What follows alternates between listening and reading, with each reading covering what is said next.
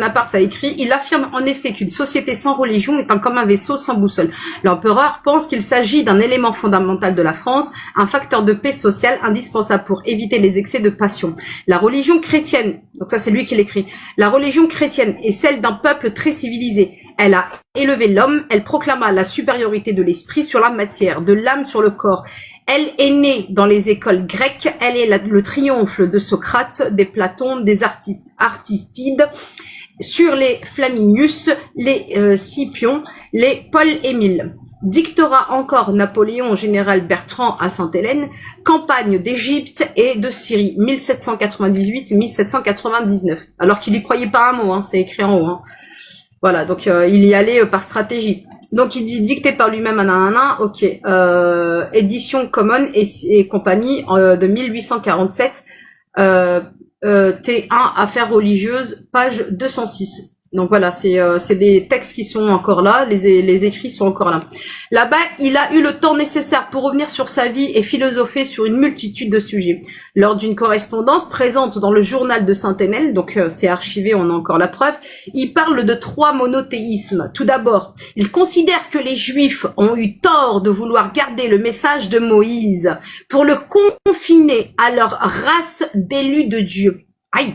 Par ailleurs, il admire Jésus, mais déplore que le christianisme a été récupéré par un groupe de politiciens de Rome, Constantin Ier, pour contrôler le peuple et qu'il ait déformé l'unicité de Dieu. Écoutez bien ce qu'il dit Napoléon, hein, le français. Hein. Il dit qu'un groupe de politiciens de Rome pour contrôler le peuple et qu'il ait déformé l'unicité de Dieu. Ils ont ensuite donné à Dieu des partenaires. Ils étaient maintenant 3 en 1. La fameuse Trinité de 325. Excuse-moi, ma soeur Sagesse. Est-ce que tu peux recommencer, s'il te plaît? J'ai eu un appel. Vas-y. J'ai pas suivi. Est-ce que tu peux recommencer, s'il te plaît, à partir du moment où il commence à faire les correspondances? Ok. Là-bas, il a eu le temps nécessaire pour revenir sur sa vie et philosopher sur la multitude de sujets. Lors d'une correspondance présente dans le journal de Sainte-Hélène, donc s'il y a encore les archives, on a le journal, il parle de 3 monothéismes. Tout d'abord, il considère que les Juifs ont eu tort de vouloir garder le message de Moïse. Tiens, c'est un bon français, un bon Corse qui dit ça. Pour le confiner à leur race d'élus de Dieu. Par ailleurs, il admire Jésus, mais déplore que le christianisme ait été récupéré par un groupe de politiciens de Rome pour contrôler le peuple et qu'il ait déformé l'unicité de Dieu. Ils ont ensuite donné à Dieu des partenaires. Ils étaient maintenant 3 en 1. À la fin de son raisonnement, l'empereur déchu en vient à l'islam. Donc là, il a fini de parler du christianisme, il était dégoûté. En fait, il a fait la da'wa comme nous. Hein. Et là, il parle de l'islam. À la fin de son raisonnement, l'empereur déchu en vient à l'islam, qu'il décrit comme tel. 2 points. Puis enfin, à un certain moment de l'histoire, apparut un homme appelé Mohammed. Et cet homme a dit la même chose que Moïse, Jésus et tous les autres prophètes. Il n'y a qu'un seul Dieu. C'était le message de l'islam. L'islam est la vraie religion. Plus les gens liront et deviendront intelligents, plus ils se familiariseront avec la logique et le raisonnement. Ils abandonneront les idoles ou les rituels qui supportent le polythéisme et ils reconnaîtront qu'il n'y a qu'un seul Dieu. Oh! Et par conséquent, j'espère que le moment ne tardera pas où l'islam prédominera dans le monde. Correspondance de Napoléon Ier, journal inédit de Sainte-Hélène de 1815 à 1818. Dans Gall Baron Gourgaud, Napoléon Bonaparte, édition Common et compagnie, 1847, T5 Affaires religieuses, page 518. Plus tôt dans le même journal de Sainte-Hélène dicté au général Gouraud, il est même possible de lire « J'aime mieux la religion de Mohammed, elle est moins ridicule que la nôtre ». Sainte-Hélène, 1815-1818, Napoléon Bonaparte, édition Flammarion, 1947, T2, partie du 28 août 1817, page 226. À l'évidence, Napoléon Bonaparte était l'héritier des Lumières et de la révolution anticlératiale. Confiant dans le formidable progrès de l'esprit humain, il s'est toujours très peu embarrassé de religion et a utilisé l'Église catholique à des fins politiques, comme Constantin Ier. Le façonnant à des piliers devant lui, son regard sur l'islam est d'autant plus intéressant qu'il n'est pas celui d'un homme religieux, mais d'un homme d'État pragmatique. Voilà. Vous voyez, donc même Napoléon a tenu des propos qu'on tient aujourd'hui, hein.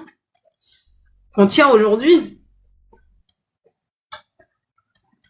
C'est tellement ridicule, là. La Trinité, oh là là là là là là.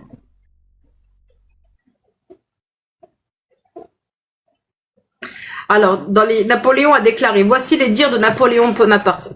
Ce qu'il a dit sur le judaïsme. Il a dit, Moïse a reçu de Dieu un message pour guider les Hébreux sur le droit chemin. Mais, conséquemment, ces derniers ont gardé pour eux seuls les merveilleux enseignements de Moïse. Ils ont détourné ce message pour le confier à une race d'élus de Dieu, au lieu d'en faire profiter le monde. Très bien. Christianisme. Là, quand il parle du christianisme, il dit, puis vint Jésus. Jésus a souligné une belle vérité sur Dieu. Il a dit que Dieu est unique et que vous devez l'aimer de tous vos cœurs et aimer votre voisin comme vous vous aimez vous-même. Mais après la mort de Jésus, un groupe de politiciens de Rome a vu dans cette religion une possibilité de contrôler une masse importante de gens. Ils ont donc élevé Jésus au rang de Dieu et parti de Dieu lui-même. Ils ont ensuite donné à Dieu des partenaires. Il était maintenant devenu 3. Ça, c'est Napoléon. Vive la France, vive la République. L'islam, quand il a le texte sur l'islam. Puis enfin, à un certain moment de l'histoire, apparut un homme s'appelait Mohammed. Et cet homme a dit la même chose que Moïse, Jésus et tous les autres prophètes. Il n'y a qu'un Dieu. C'était un messager de l'islam. L'islam est la vraie religion. Plus les gens iront et deviendront intelligents, puis ils se familiariseront avec la logique et le raisonnement. Ils abandonneront les idoles et les rituels qui supportent le polythéisme et ils reconnaîtront qu'il n'y a qu'un seul Dieu. Et par conséquent, j'espère que le monde ne tardera pas où l'islam prédominera le monde, car il dominera le monde. Voilà, donc... Après... C'est clair. Mais attends, j'ai la déclaration là. Donc là c'est c'est la source c'est le journal de Sainte-Hélène. Napoléon Bonaparte déclare ceci. L'islam attaque spécialement les idolâtres. Il n'y a point d'autre que Dieu. Et Mohammed est son prophète. Voilà le fondement. Parce qu'en fait, je relis la lettre comme elle est écrite, en fait. C'est pour ça que j'ai pas fait exprès. Et Mohammed est son prophète. T'inquiète. Hein? On va pas dire c'est qui Mohamed. On va pas dire c'est qui Mohamed, t'inquiète. Non, ça va. Non, c'est parce que j'ai peur de me faire regueuler. Voilà le fondement dans la... Non, mais écoute bien, ça c'est Napoléon qui écrit ça. Il dit, voilà le fondement dans la religion musulmane. C'était le point le plus essentiel. Consacrer la grande vérité annoncée par Moïse et confirmée par Issa. Napoléon a mis Issa.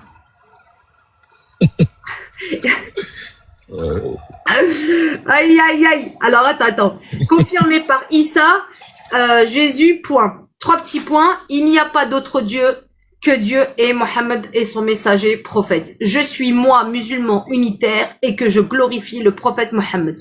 J'espère que le moment ne tardera pas où je pourrai réunir tous les hommes sages et instruits du pays et établir un régime uniforme fondé sur les principes de l'Alcoran, l'islam NDA, qui sont les seuls vrais et qui peuvent seuls faire le bonheur des hommes. Signé Napoléon Bonaparte et c'est archivé.